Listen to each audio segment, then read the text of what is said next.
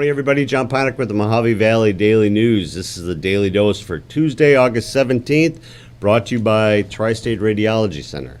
One of the many reasons why you and your physician should choose Tri-State Radiology Center is that as an independent imaging center, the cost is substantially less than hospital-based facilities.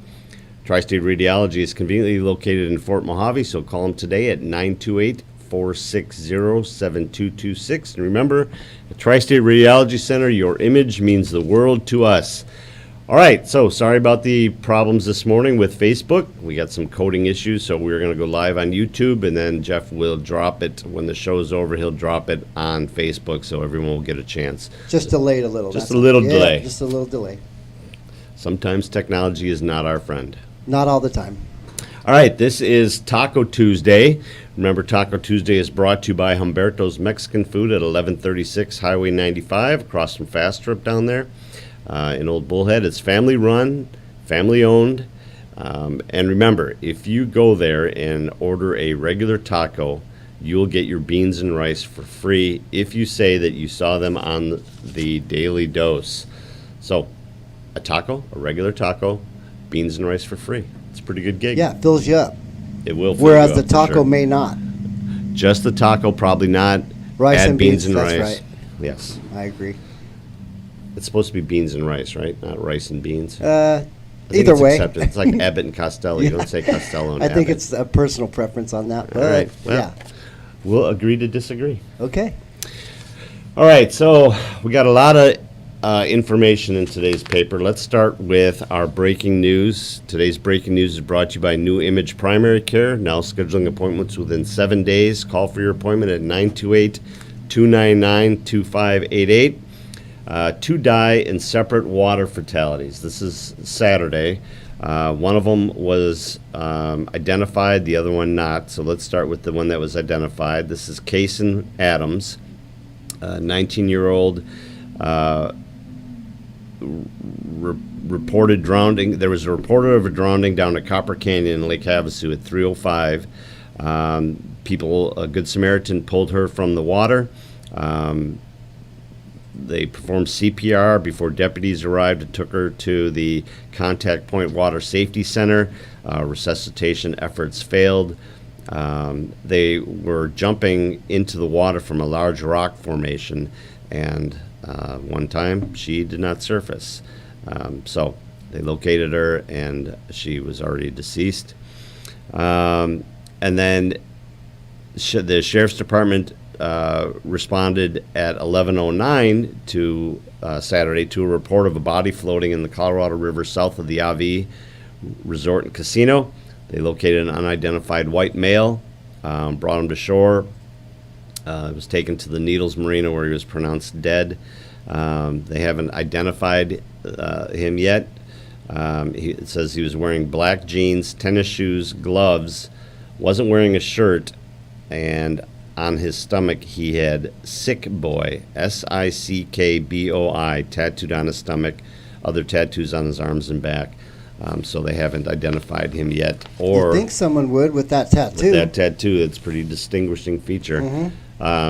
Haven't identified him or really given us any information. We don't know if he drowned. We don't know if he was, if he banged his head on shore and fell into the water. We don't have any information on it yet. So as we get that, we will let you know.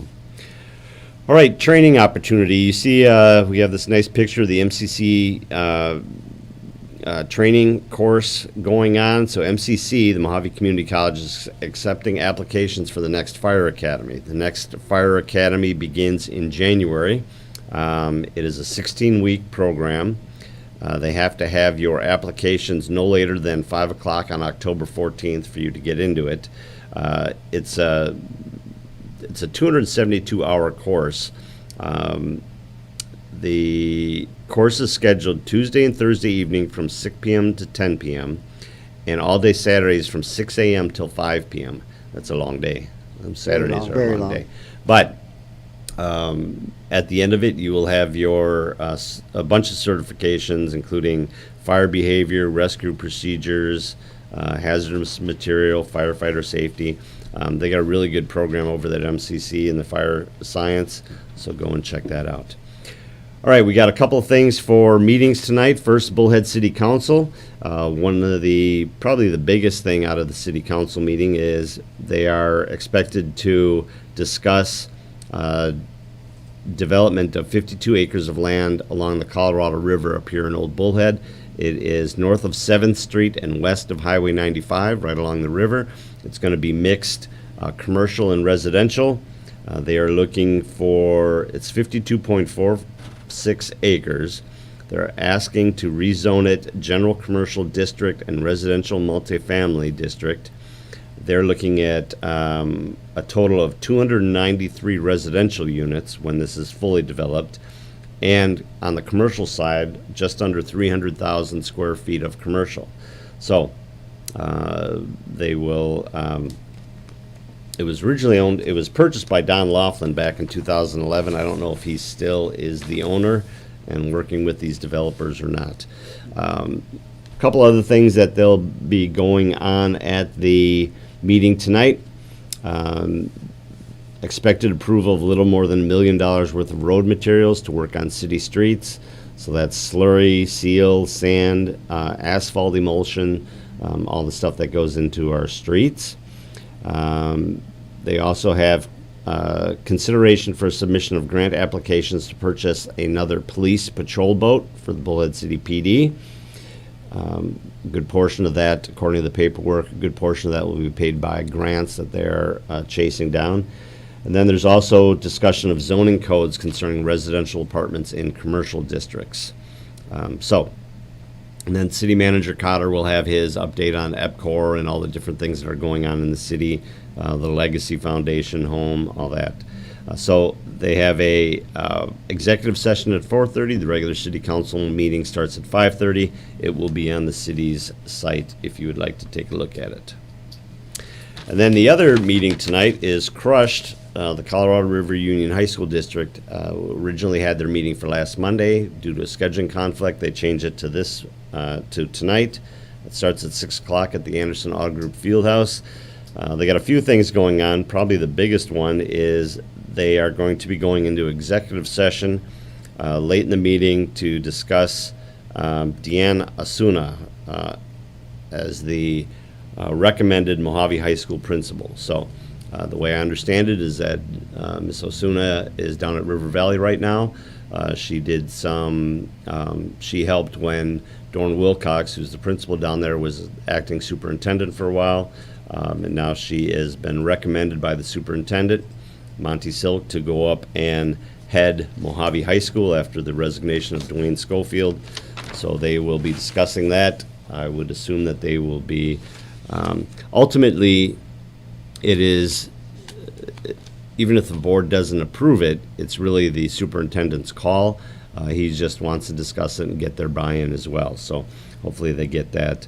They also on the agenda is discussion and possibly amendment to its back-to-school plan with the rise in COVID cases. We kind of saw that this was probably going to be happening. That's going to be fluid from here on out, probably. But one of the things is discussion and possible action that would prohibit school employees from discussing anything related to vaccine status or encouraging or discouraging vaccines or masks with students. So one of the things that they are discussing is putting a muzzle on the teachers and the staff when it comes to their personal preference when it comes to vaccines, masks, wear them, don't wear them, whatever. So that's kind of an interesting thing that you can Make up your own choice with that? Or? You should be able to, but apparently the school district is considering saying you cannot talk to your students about this at all. Oh, okay. Which they have that right. They do. We got a big story here on page 3. Western states face first federal water cuts. So on Monday, yesterday, the U.S. officials declared the first ever water shortage from a river that serves 40 million people. That is our Colorado River. How that affects us right now, it doesn't really. hopefully. The first cuts are going to be to the Central Arizona project. Those are the people that are going to feel it first. It's actually the farmers in Central Arizona that are going to feel it first. If you're not familiar with the way that works, is as it comes down all the way past all of our states, we each get an allocation off of it. California, Nevada, all of our communities in Arizona, and at the end, it goes down to Mexico. They get whatever's left. But before that, Central Arizona project can pull it and take it to Tucson and Phoenix and those areas over there to help with their water shortages. Well, the first areas that are going to be cut is that allocation that goes to Central Arizona project. So right now, it's not going to affect us, but I know that a big chunk of money just went into the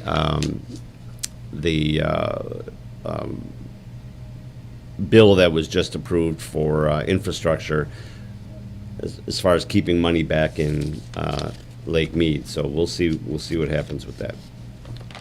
Right now, we don't have to worry about that. We have more than enough allocation here, but this could just be step one, Jeff. We need some more rain is what we need. We do need more rain. Yeah, we got a lot more this year than we did last year, but Still not enough. That's Keep right. it coming. All right, should we go to sports? Okay, we can do sports. All right, so we got a couple of things here. I'm going to start off with Alabama leads preseason AP Top 25. Surprise, surprise. The Crimson Tide, number one in the Associated Press Top 25 preseason poll for the fourth time in the past 6 seasons. Following them is Oklahoma, number 2, Clemson, number 3, Ohio State, number 4, and Georgia, number 5. Then we also have this. And this is going to ruffle some feathers. Are you prepared?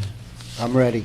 Prepared for ruffled feathers? Yes. So yesterday afternoon at 5 o'clock, Nevada Governor Sisolak came out and made some recommendations, what he's urging businesses to do. He hasn't made it mandatory yet, but he's asking people to do different things.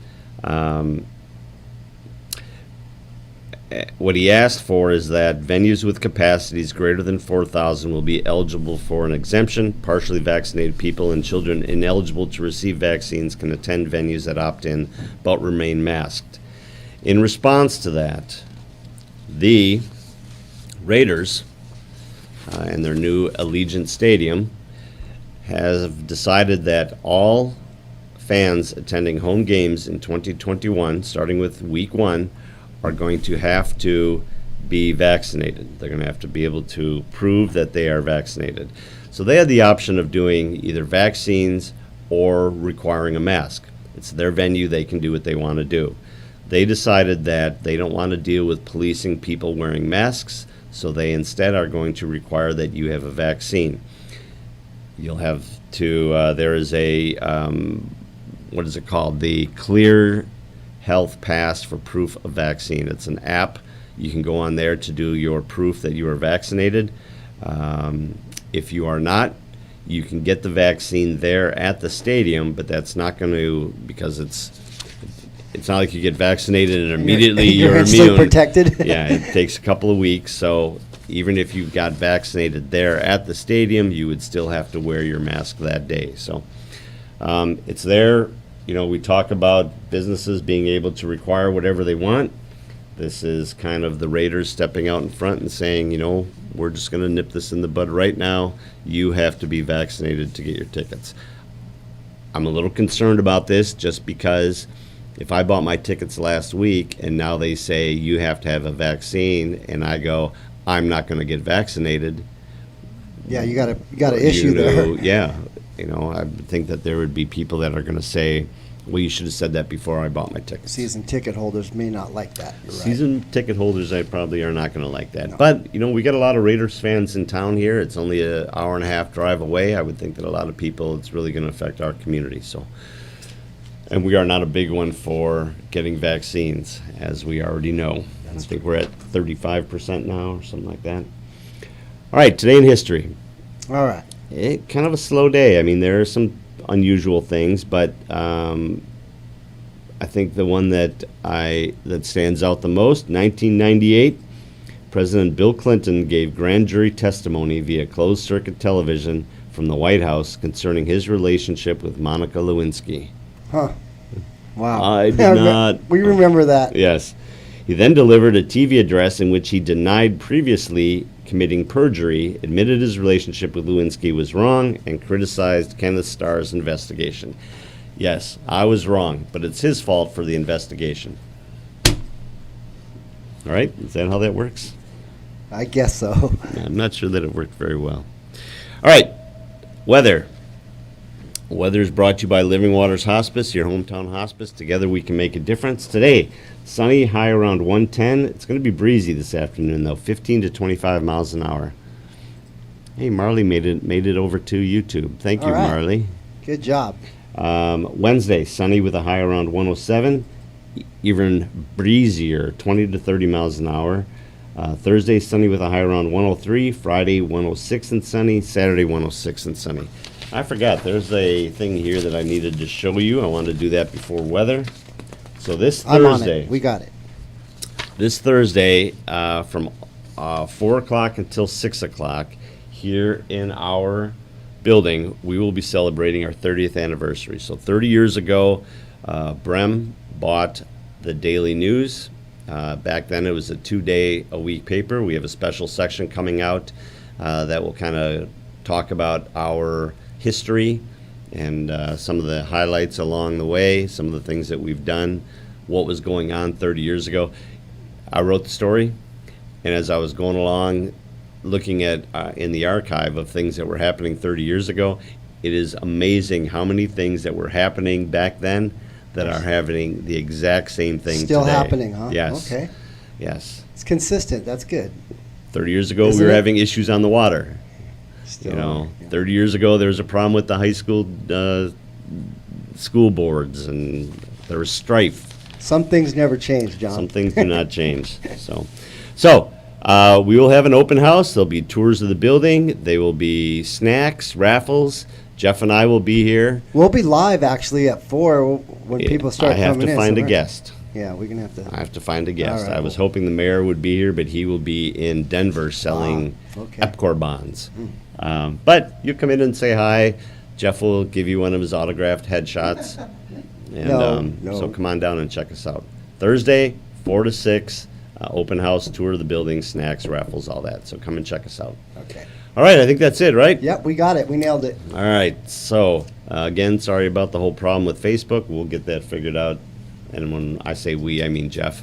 Yes. And we'll get it We'll up be here in a up little bit. and running tomorrow, promise Yes. All right, this has been brought to you by the Tri-State Radiology Center. The Tri-State Radiology Center offers same or next day appointments. They accept most insurances, including Medi-Cal. They have a wide open MRI and offer digital x-rays with your reports ready in 24 hours. Call them today for an appointment at 928-460-7226. Remember to go over and check out Humberto's. Get yourself some free beans and rice and a taco. you. Yum. And then come back tomorrow morning. Might have to stop by on the way home. You know, it does sound pretty Sounds good, pretty right? good, yes. All right. All right, everyone. Thanks for joining us. We will see you tomorrow morning. Hump Thanks, day. Jeff. Thank you.